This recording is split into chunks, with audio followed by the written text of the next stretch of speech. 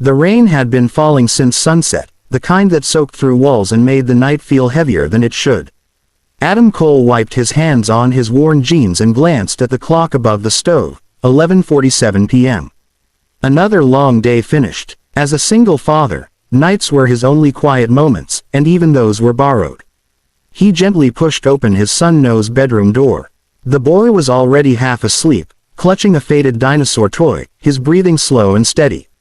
Adam brushed a curl off Noah's forehead and whispered, "I'm right here, buddy." He lingered a second longer than usual, as if the storm outside made him afraid to let go. Just as Adam turned toward the living room, a knock broke the silence. Not loud, not confident. 3 light taps, almost swallowed by the rain. Adam froze. Nobody ever came this late. He peered through the small window beside the door, but the porch light flickered uselessly against the downpour. Another knock followed, slightly louder this time. Adam felt a strange tightening in his chest. He opened the door. 2 little girls stood there, drenched from head to toe. Their hair clung to their faces, shoes muddy, lips trembling. One of them held a torn pink backpack, the other wrapped both arms around her sister as if afraid she might disappear. "Sir," the taller twin whispered, her voice barely louder than the rain. "Can we come in?" Adam knelt instantly, pulling his jacket off and draping it over their shoulders. Hey, you're freezing," he said softly. "What happened?" "Our car stopped," the smaller one said, eyes shining with unshed tears. "Mom told us to wait. She said she'd be back soon." "How long ago was that?" Adam asked. The girls exchanged a look. "A long time," one answered. Adam scanned the dark street. No cars, no lights, just water streaming down the pavement. He felt the weight of responsibility settle on him, familiar and heavy, yet impossible to ignore. He opened the door wider. "Come inside," he said firmly. "You're safe here." As the door closed behind them, shutting out the storm, Adam had no idea that this single, instinctive act of kindness would change all of their lives forever. Warm air rushed over the twins as Adam closed the door behind them, sealing the storm outside. The sudden quiet felt unreal, like the house itself was holding its breath. Adam guided the girls into the living room, where a single lamp cast a soft yellow glow over worn furniture and framed photos on the wall. Just him and his son, smiling in simpler times. "Sit here," Adam said gently, pulling blankets from a small closet. He wrapped them around the girls' shoulders while turning the heater up a notch. Their teeth chattered, but their eyes followed his movements closely, as if afraid he might vanish. He poured 2 mugs of warm milk and set them on the coffee table. "Small sips," he smiled. "It helps." The twins obeyed without question. That was the first thing Adam noticed, how polite they were, how careful. Noah padded into the room in his pajamas, dinosaur toy tucked under his arm. He stared at the girls with sleepy curiosity. "Dad, they're just staying for the night," Adam said quietly. "Like guests." Noah nodded, accepting it the way children accept kindness, without suspicion. Adam cooked grilled cheese on the old stovetop. The smell filled the room, warm and familiar. Lily and Rose relaxed, shoulders finally dropping. Between bites, they spoke in fragments, about piano lessons, long car rides, and a mother who was always busy but never forgot goodnight calls. Adam noticed things that didn't add up. Their shoes, though muddy, were expensive. Their backpacks carried a crest from a private academy across town. These girls lived a very different life than his own. Still, fear had made them small and fragile. As the night deepened, Adam set up bedding on the couch and gave them his son's extra nightlight.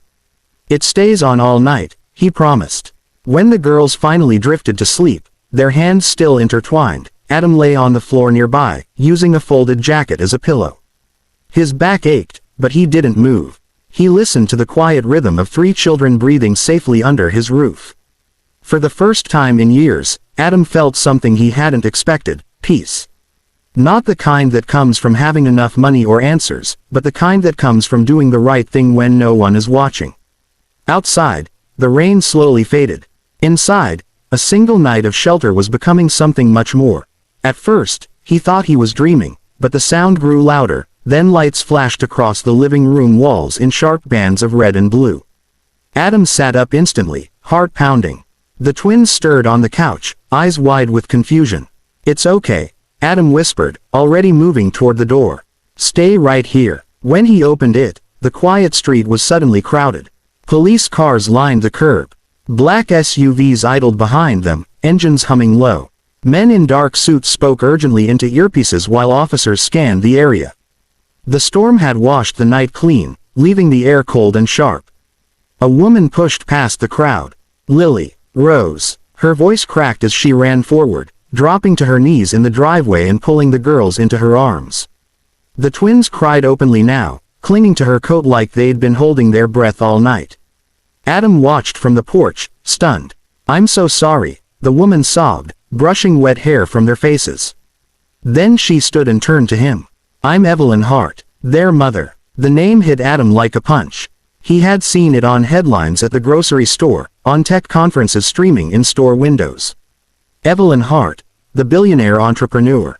She followed his gaze around the modest house, the peeling paint, the old couch. Her expression softened. You kept them safe, she said quietly. Do you know how many people would have turned them away? Or called reporters? Adam shook his head. They were scared. That's all I saw. Evelyn's voice trembled. I spent the whole night searching. I thought I'd lost them. She took a breath, steadying herself. I owe you more than I can say. Officers confirmed the story. The driver injured, phones lost, panic and chaos in the storm. Everything fit together now. Evelyn reached into her coat and pulled out a card. Please, she said, let me help you. Anything. Adam glanced back at his son, who stood quietly in the doorway. Then at the twins, safe in their mother's arms. Just take them home, Adam replied. That's enough. Evelyn studied him for a long moment, as if seeing something rare. Kindness like that, she said softly, is worth more than money. As the cars pulled away and the street fell silent again, Adam stood alone on his porch, unaware that his simple choice had only begun to change his life. A week passed, but the house didn't feel quite the same. Adam found himself listening for footsteps that weren't there, glancing at the couch where two small figures had slept hand in hand. Life returned to its routine, early mornings, packed lunches, late shifts, but something had shifted quietly inside him. On Saturday afternoon, a familiar black SUV pulled up outside his house. Adam opened the door to find Evelyn Hart standing alone on the porch, no security detail, no cameras. She wore jeans and a simple sweater, her hair tied back, looking less like a billionaire and more like a tired mother.